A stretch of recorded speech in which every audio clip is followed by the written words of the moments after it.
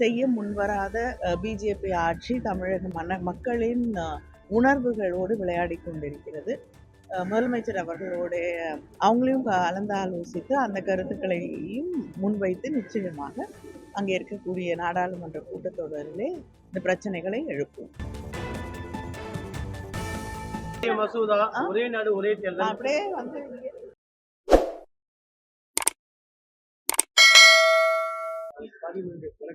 திமுக நிலைப்பாடு என ஏற்கனவே தமிழக முதலமைச்சர் அறிவிப்பு எந்த மாதிரி விரிவா செயல்படுது? தமிழக முதலமைச்சர் அவர்கள் 2 நாட்களுக்கு முன்னால் நடந்த எம்பிக்கள் கூட்டத்திலே எப்படி செயல்பட வேண்டும் என்பதை மிக தெளிவாக அறிவுறுத்தி இருக்கிறார்கள்.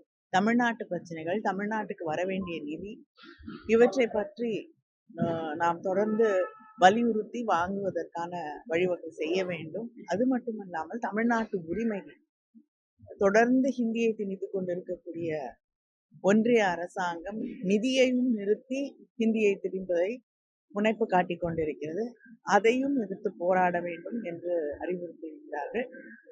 அது மட்டும் இல்லாமல் இன்று மறுபடியும் ஒரு சர்ச்சை எழுந்திருக்கிறது. சிஏ எக்ஸாம்ஸோட ப்ரிலிமினரி பொங்கல் அன்று நடத்தப்படும் என்று அறிவிக்கப்பட்டிருக்கிறது.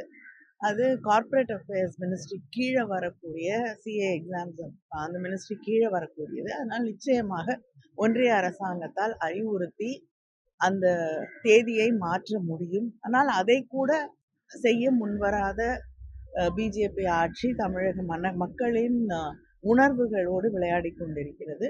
இப்படி பல பிரச்சனைகள் இருக்கக்கூடிய இந்த சூழலிலே அது மட்டும் இல்லாமல் தேசிய அளவிலான எத்தனையோ பிரச்சனைகள் நாளை கூட இருக்கக்கூடிய நாடாளுமன்ற கூட்டத்தொடருக்கு முன்னால் நடக்கக்கூடிய இந்தியா கூட்டணியின் தலைவர்கள் கூட்டத்திலும் சில கருத்துக்கள் சொல்லப்பட்டு அது பரிசீலனைக்கு ஆளாக்கப்பட்டு அதற்கு பிறகு அதுவும் எடுத்துக்கொள்ளப்படும். அதனால முதலமைச்சர் அவர்களுடைய அவங்களையும் கலந்து ஆலோசித்து அந்த கருத்துக்களையும் முன்வைத்து நிச்சயமாக அங்கே இருக்கக்கூடிய நாடாளுமன்ற கூட்டத்தொடரிலே இந்த பிரச்சனைகளை எழுப்பும்.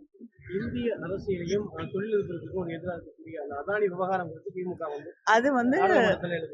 அதை தான் நாளைக்கு கூட்டத்துல கலந்து ஆலோசித்து அது பேசப்படும் பொழுது நிச்சயமாக திராவிட முன்னேற்ற கழகமும் அதன் கருத்துக்களை அணித்தரமாக எடுக்கும். ஏற்கனவே எஸ்பிஐ வங்கியோட 2 ஆண்டுகளுக்கு முன்னாடி இந்த மாதிரி கரெக்டா ஜனவரி 14ஆம் தேதி பொங்கல் பண்டிகை தேர்வு வச்சு ஆனா எதிர்ப்பு தெரிவிச்சு அதே தேதியில தேர்வு வச்சாங்க. இப்ப சிஏயும் அறிவிச்சிருக்காங்க. வேறு தேதிக்கு மாற்றுறதுக்கு வாய்ப்பு அதற்காக வலியுறுத்தி தொடர்ந்து போராடுவோம். நிச்சயமாக மாற்ற வேண்டும். அதுதான் நியாயம்.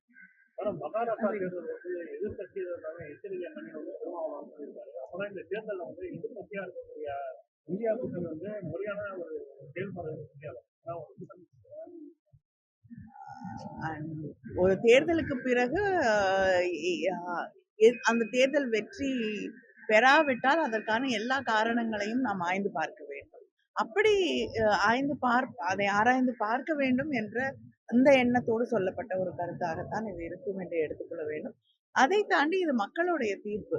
ஆனால் அடுத்த தேர்தலின் வெற்றிக்காக நிச்சயமாக இந்த தேர்தலுடைய தோல்வி அப்படிங்கிறது அதுல இருந்து பல பாடங்களை யாராக இருந்தாலும் அரசியலில் இருக்கக்கூடியவர்கள் கற்றுக்கொள்ளத்தான். மசோதா ஒரே நாடு ஒரே தேர்தல் அப்படியே